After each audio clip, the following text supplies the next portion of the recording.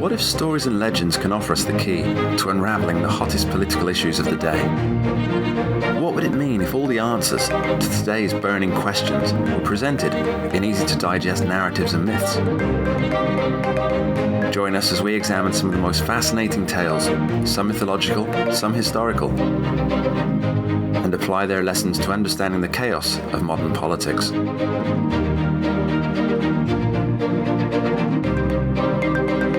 I'm your host, Mark Angelides.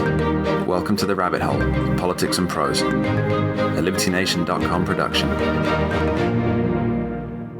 The idea of madness has risen to the forefront of political discourse in recent years. Whether it's a justifiable accusation is another matter entirely. We see formerly respected chairs of psychiatry declaring that President Trump is mad, bad, and dangerous to know. And on the other end of the scale, Joe Biden, former VP and once again a presidential hopeful, stumbling from one gaffe to the next in a state of immune bliss. But what is it about insanity that often touches those with the will to lead?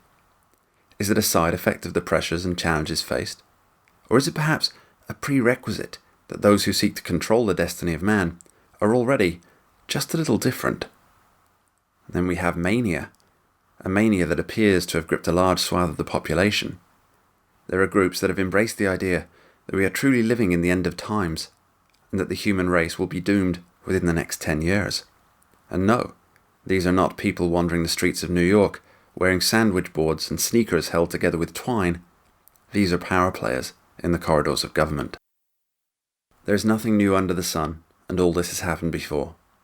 Predictions concerning the end of the world have been pretty much a staple of every age, and are likely, in some small way, based on the idea of hubris. The world could not possibly continue without me in it. Before delving into mad rulers, let's take a brief look at some of the lesser-known Armageddon prophecies. It may surprise you to know that Christopher Columbus was an early doomsayer. He believed that the world would end in 1656, and that preparations needed to be made well in advance by King Ferdinand, who he saw as the last emperor. Writing his tome, known as the Book of Prophecies, Columbus envisioned that he would eventually find the Garden of Eden atop a mountain somewhere in Venezuela, and that another crusade was needed to be fought to remove the Muslims from Jerusalem in order for Christ to be able to return. He wrote this in 1501 or 1502, so the end of the world was not contemporaneous with his life, but he saw prophesied that all the pieces need to be in place. Another character of history who seemed determined to have a backstage pass to the end of the world was Cotton Mather, a Bostonian born in 1663, who was not only a scientist, but also a prolific author and pastor who wrote more than 400 books and pamphlets. It's difficult not to see the similarities between Mather and Al Gore, he of the Inconvenient Truth fame. A divisive figure in history, Mather was at the centre of the action for both the Salem witch trials and for promoting the idea of inoculation. He also predicted the end of the world not just once, but 3 separate times. Like Mr. Gore, once his first prediction of 1697 failed to materialise, he revised it to 1716. And again, this date passed without a flutter. He further predicted that it would end in 1736, 8 years after his death. Presumably, if he had lived a little while longer, we would have been blessed with a 4th prophecy. Now, Mather is a strange figure indeed. He featured prominently in the Salem witch trials, persecuting those who he deemed as heretics. Again, I'm reminded to some degree of Al Gore. But were these predictions about the end of the days mere miscalculations, or did they arise from a type of lunacy that has affected so many over the millennia? Back to our original premise regarding those who seek power and the ever-tempting lure of madness, I want to tell you about Ludwig II of Bavaria, also known as the Swan King, or the Märchenkönig, in English the Fairy Tale King.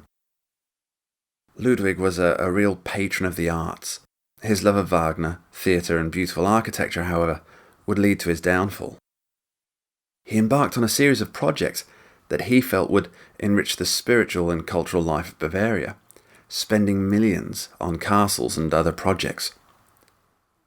he spent all of his royal revenue and amassed enormous debts with other countries. But here's the thing.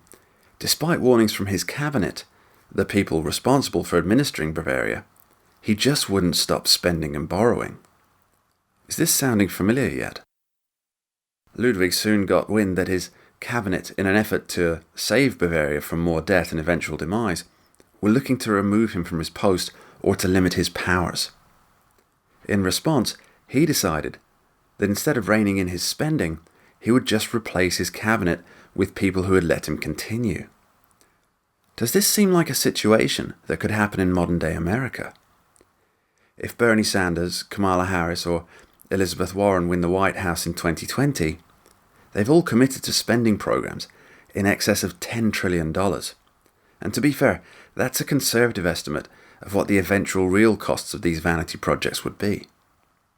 Would they seek to remove people from office who oppose their spending? Well, we're seeing this already with the internecine warfare in the Democratic Party. Those who aren't woke enough or who don't want to commit the entirety of America's profitability to climate change, healthcare, or social projects are considered the radicals and are targeted for removal by PACs such as the Justice Democrats. It's a case of spend or be damned. But there's another aspect, perhaps on the opposite side of the Swan King's tale, that bears resemblance to today. The cabinet of ministers, in an effort to remove him, decided to have him declared mad. They enlisted a group of psychiatrists who, by the way, did not get a chance to examine the ruler, and they wrote a report suggesting that he was unfit for office. We've seen these same accusations and practices levelled at President Trump. You may remember it started with Dr. Bandy Lee in a brazen attempt to invoke the 25th Amendment, and culminated recently with Dr. Alan Francis declaring on CNN that Trump is responsible for more deaths than Mao, Stalin, and Hitler combined. This dodgy dossier against Ludwig was prepared by Count von Holstein, who was a firm anti-Ludwig guy. He used his high rank and bribery to compile a list of complaints that could be used to depose the king. So familiar.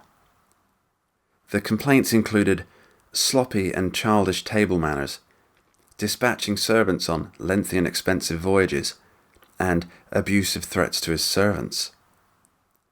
This report was finally given to Bismarck, a man of great stature and power, who called it, quote, rakings from the king's waste paper basket and cupboards, end quote.